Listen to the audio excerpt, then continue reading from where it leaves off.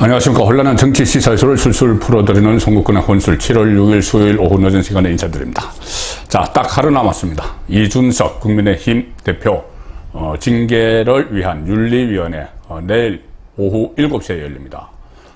왜 이렇게 늦게 열리는가 하면 윤리위원들 대부분이 뭐 교수 같은 이런 직업을 가지고 있기 때문에 밤늦게 다 퇴근하고 나서 열려서 7시에 국회에서 윤리위원회가 소집이 됩니다. 내일 아침에 원래 최고위원회의, 국민의힘 최고위원회의도 예정이 되어 있었죠. 월요일, 목요일에 정기 최고위원회의를 하는데 내일 목요일 아침 최고위원회의가 조금 전에 전격 취소가 됐습니다. 자, 그래서 이준석 오전에 최고위원회의하고 오후에 윤리위원회 밖에 이렇게 되어 있었는데 최고위원회의가 전격 취소가 됐습니다.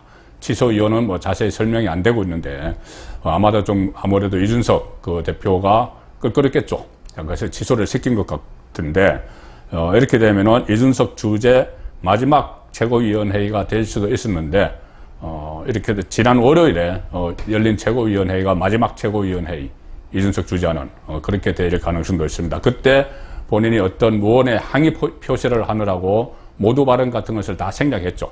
그리고 백브리핑도 안 했습니다. 그래서 그것이 마지막이 될 가능성이 높다. 그렇게 보이고, 내일 일단 이준석은 참석을 합니다. 참석을 하는데, 참석을 해서 본인의 입장을 진술을 하게 되죠. 자, 김성진, 성접대를 비롯해서 20차례 접대를 했다는, 그리고 또 금품도 제공을 했다는 김성진 아이카이스트 대표.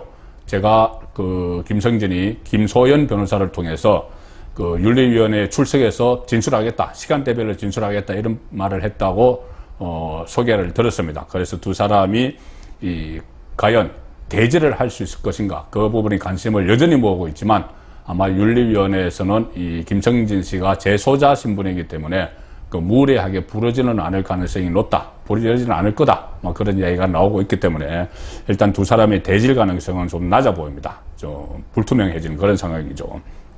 자, 이준석 징계와 관련해서는 여러 가지 기사들도 쏟아지고 있습니다. 징계 수위별, 제명, 탈당 권고, 당원권 정지, 또 경고, 이런 4단계별로 시나리오들이 다 보도가 되고 했기 때문에 저는 그런 피상적인 측면보다 핵심을 한번 짚어보겠습니다. 자, 이준석이 중징계를 받을 것이냐, 아니면은 그냥 경고나 아니면은 또 징계 없이 넘어갈 수 있을 것인가, 이것을 따져보기 위해서 가장 핵심이 되는 세 사람을 제가 꼽았습니다. 한 사람은 윤석열 대통령입니다. 윤석열 대통령의 의중. 또 한 사람은 바로 김성진입니다. 김성진 아이카이스트 대표, 성접대를 했다는. 그래서 김성진 씨의 생각. 그리고 마지막 한 사람은 이심입니다. 이양희 윤리위원장, 이양희 위원장의 심중. 자, 그렇게 해서 이 세 사람의 심중에 따라서 이준석의 정치적 명운은 내일 결정이 되는데, 먼저 결론부터 말씀드리면은 윤석열 대통령은 윤심은 이준석에게 상당한 실망감을 느끼고 있습니다. 계속 분란만 일으키는, 대선 후보 때도 그랬고. 그리고 김성진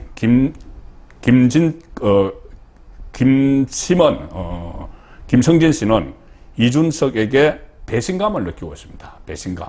본인이 20차례나 접대를 하고 했는데 마치 모른 채 하고, 또 심지어 그것을 무마를 하기 위해서 7억 원 각서까지 써주고 했으면서도 그것을 또 이행을 하지도 않고 여러 가지 배신감을 느끼고 있죠. 그리고 이양희 위원장, 이심은 이준석에게 적대감을 느끼고 있습니다. 이 윤리위를 준비하는 과정에서 당 기조국에서 자료 제출도 제대로 하지 않고, 또 이준석이 언론 플레이를 하면서 또 나는 또 이양희와 친하다. 왜 그러냐면 박근혜 비대위원장 시절에 같이 비대위원을 했기 때문에 그런 이야기들도 하고 해서, 물론 이양희 위원장은 이준석이 임명을 한 사람이지만 나중에는 윤리위가 마치 윤핵관들에 의해서 조정을 당하는 것처럼 그렇게 계속 이야기를 하고, 윤리위 뒤에 윤핵관이 있다. 그러면은 윤리위는 꼭두각시가 되는 것이죠. 자, 그런 그 이야기를 계속하는 바람에 이양희 위원장 2심은 이준석에게 적대감을 갖고 있다. 자, 그러면은 좋은 감정이 이 세 명이 포인트인데 전부 다 실망감, 배신감, 적대감을 갖고 있기 때문에 이준석에게는 절대적으로 불리한 상황이죠. 자, 구체적으로 한번 보겠습니다. 윤석열 대통령은 이미 이준석에게 마음이 떠났다. 저는 그 결정적인 것을 대표비서실장으로 파견하다시피 했던 박성민 의원 대표비서실장으로 가기 싫어했는데 윤석열 대통령과 그 이전부터 대통령이 되기 정치하기 전부터 가까운 사이죠. 울산 중구청장 할 때 윤석열 검사가 대구 고검에 자천돼 있을 때 그때 서로 왕래를 자주 했던 사이다. 그런데 박성민이 이준석 대표의 비서실장으로 가기 싫어했는데 윤석열 대통령이 가라고 했습니다. 가서 우리 가교 역할을 해다오 했는데 지금 3개월 만에 박성민 비서실장이 사표를 던져버렸죠. 자, 이것은 윤석열 대통령이 파견한 사람의 뜻 없이 그냥 오진 않겠죠. 철수시킨 겁니다. 그렇다면 윤심이 떠났다고 봐야 되고, 또 가령 김성희 이 보건복지부 장관 후보자를 낙마시켰죠. 뭐 자진 사퇴지만 낙마시킨 겁니다. 이 낙마시킨 것이 어떤 이유냐 하면은 정치자금법 위반 혐의로 선관위가 검찰의 수사를 의뢰를 했습니다. 그러니 무죄 추정의 원칙 같으면은 그것을 수사를 다 끝나고 나서 결정을 해야 되는데 일단 검찰 수사 받는 것만으로 그냥 사퇴를 시켰다. 이것은 이준석에게 보내는 메시지라는 이야기도 있습니다. 이준석이 계속 윤리위가 경찰 수사도 끝나지 않았는데 어떻게 나를 징계하느냐 이렇게 이야기를 하죠. 그러면은 그때까지 기다리려면은 경찰 수사가 끝나면 검찰 수사도 받아야 되겠다. 법원의 판결도 받아야 되겠다. 대법원 판결까지 가야 된다. 이렇게 할 가능성이 있죠. 자, 그래서 김성희 낙마도 결국은 윤심이 이준석에게 떠났다는 걸로 연결시키는 그런 시각도 있습니다. 오늘 또 한 번 확인이 됐습니다. 이 윤석열 정권 핵심에서 이미 이준석은 내쳐졌다는 것을 오늘 이 윤석열 대통령 출범 이후에 첫 고위 당정 협의회가 있었죠. 여기서 한덕수 국무총리가 참석을 했는데 한덕수 국무총리는 이 집권자의 마음을 헤아리는 데는 거의 뭐 전문가죠. 이 YS, DJ, 노무현 이 정부 때 계속 고위직을 거쳤고 노무현 정부 때 이미 한 차례 국무총리를 했습니다. 그래서 집권자의 심정을 읽는 데는 굉장히 뛰어난데 오늘 이 고위 당정 협의회에서 이준석과 권성동 원내대표가 모두 발언을 했습니다. 그런데 이준석이 상당히 모두 발언을 길게 했습니다. 본인이 대선 때 이런저런 공약을 해가지고 잘 만들어놨는데 이것이 왜 저기 밑에서 지켜지지 않느냐 이런 이야기를 쭉 했고, 근데 이준석은 주로 당의 입장을 이야기해야 되는데 정부 입장을 이야기를 했습니다. 당에 대해서는 본인이 지금 잘 모르죠. 당 내부에서 싸우기만 하고. 정부 입장이라는 것은 다른 것이 아니고 대선 때 했던 공약들, 그걸 쭉 이야기한 거죠. 그리고 권성동도 모두 발언을 했는데, 자, 그 뒤에 발언을 한 한덕수 총리가 평가를 했습니다. 모두 발언 평가를 했는데 이준석은 패싱해 버렸습니다. 당대표가 쭉 이야기한 것에 대해서는 한마디도 안 했습니다. 대신에 권성동 원내대표가 한 발언을 2번을 칭찬을 했죠. 권성동 원내대표 말한 사항에 전적으로 공감을 한다. 권성동 원내대표 말대로 우리가 처한 상황을 국민에게 투명하게 설명해야 한다. 이렇게 하면서 장황하게 언급한 이준석은 아예 패싱을 해버렸습니다. 자, 권력 핵심부의 어중을 읽었기 때문이죠. 한덕수라면 충분히 가능한 이야기입니다. 그리고 자, 윤심, 이준석의 실망감, 그래서 떠났다. 그 다음에 김성진, 김심, 이준석의 배신감. 지금 뭐 출석하겠다 그랬는데 아무래도 재수자 신분이라서 좀 어려울 것 같기도 합니다. 어려울 것 같습니다. 그런데 대신 김소연 변호사를 통해서 여러 가지 물증들을 제시를 지금 하고 있습니다. 이미 김소연 변호사가 여러 가지 영수증 이런 것들을 윤리위원회에 제출을 했다고 하죠. 특히 아이카이스트 직원이 보관하고 있었다는 박근혜 시계를,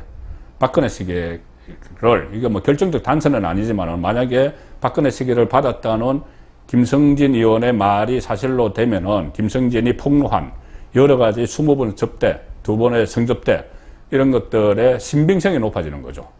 실제로 그 박근혜 시기를 가지고 오면은 그 박근혜 시기가 실제로 이준석이 줬는지 안 줬는지 그것도 따져볼 문제지만은 일단 가지고 오면은 실물을 가지고 오면은 사진은 이미 제출했습니다, 경찰에. 자, 실물을 가지고 오면은 이 김성진의 말에 신빙성이 실리는 겁니다. 그리고 또 아주 구체적으로 이야기했죠. 이 이준석이 8월 15일 날 성접대를 받던 날 옥천 매기구이 집에서 옥천 매기구이 집 기억해라 뭐 이런 이야기까지 했죠. 이준석을 뜨끔할지도 모릅니다. 실제로 옥천 매기구이 집에서 시계를 줬다면 옥천 매기구이 집에서 까만색 백팩에서 꺼내서 시계를 줬다.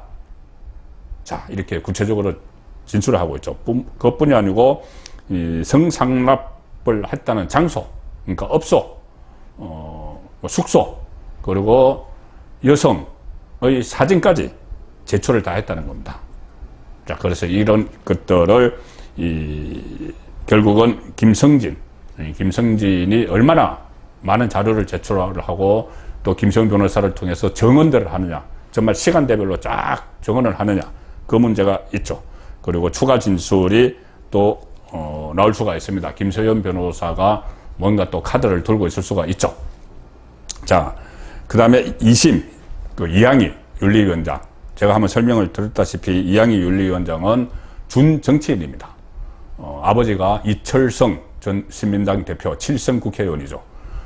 YS DJ와 그때 야당에서 경쟁자 라이벌이었고 40대 기수론 이렇게 이름을 떨쳤던 이철성의 딸, 그러니까 정치 집안이라서 정무적 판단을 할 줄 압니다. 그것뿐이 아니고 박근혜 대통령 박근혜 비대위원장 시절에 이준석과 같이 박근혜 비대위원장의 비대위원이었습니다. 그리고 김종인 비대위원회에서도 이 당무감사원장을 맡았죠. 그래서 준정치인이라서 정무적 판단을 합니다. 그러니까 이 이양희 위원장의 2심은 적대감을, 이준석에게 적대감을 갖고 있는데 상당히 정무적 판단을 할 줄 압니다. 그리고 이렇게 되면은 윤석열 대통령, 그러니까 윤심을 다 파악을 했겠죠. 한덕수 국무총리도 파악을 했죠. 자, 윤심을 다 파악을 했기 때문에 이양희 위원장이 강력한 징계를 내릴 가능성이 큰 겁니다. 또 특히 이 당윤리위원회고 본인이 당 비대위원도 있고 당무감사원장도 있기 때문에 당원들의 의중을 살피지 않을 수가 없죠. 물론 대통령 의중은 제일 먼저 살피겠죠. 그 다음에 이 국회의원들의 전반적인 기록, 일반적으로 뭐 몇 사람, 하태경 뭐 이렇게 몇 사람은 이준석을 계속 편들고 있지만 대다수는 지금 부글부글 끓고 있습니다. 이렇게 대통령 지지율은 막 떨어지는데 계속 내부 총질만 하고 있으니. 자, 그리고 일반 당원 여론이 심상치 않습니다. 지금 혹시 그 당원 게시판, 국민의힘 당원 게시판에 들어가 보시면은, 인터넷 당원 게시판에 들어가 보시면은 할 말 있어요. 이런 코너가 있습니다. 거기 보면은 지금 이준석을 비판하는 걸로 도배가 되어 있습니다. 자, 윤리적으로 정말 심각한 문제를 안고 있다. 뭐 이런 글들을 폭주를 하고 있고, 아니 윤리위원회 심판을 기다릴 게 뭐냐? 이 정도면 충분히 사퇴거리다. 자진 사퇴하라. 당장 자진 사퇴하라. 이런 글들이 폭주를 하고 있기 때문에 이 윤리위원장이 이것을 감안을 하지 않을 수가 없죠. 자, 그래서 모든 것은 이준석에게 불리하게 돌아가고 있습니다. 만약에 가장 낮은 경고 정도가 내려지면 이준석은 버티겠죠. 경고, 정치적 욕심에 의해 정치적인 탄압을 받아서 생긴 거야. 그러면서 버티면은 계속 윤석열 정부에게는 부담이 됩니다. 자, 이 당원권 정지 이상으로 징계가 되면은 이준석은 또 당을 상대로 해서, 자기가 대표로 했던 당을 상대로 해서, 그때는 뭐 잠시 동안 그 직무 권한 대행이 권성동이 되겠죠, 원내대표. 그러니까는 권성동 원내대표 당 대표 직무 권한 대행을 상대로 해서 소송을 벌이는, 행정소송, 가처분 신청, 이런 소송을 벌여야 되는, 벌릴 겁니다. 만약에 그렇게 되면은. 그 상당히 딜레마인데, 직전 당대표가 당을 상대로 막 소송을 건다. 자, 이 상황을 피하기 위해서 제가 한번 말씀드린 대로 이준석이 정말 현명하다면은 윤리위 직전에 전격 자진 사퇴할 가능성도 저는 여전히 남아있다고 판단합니다. 송국근의 혼술이었습니다.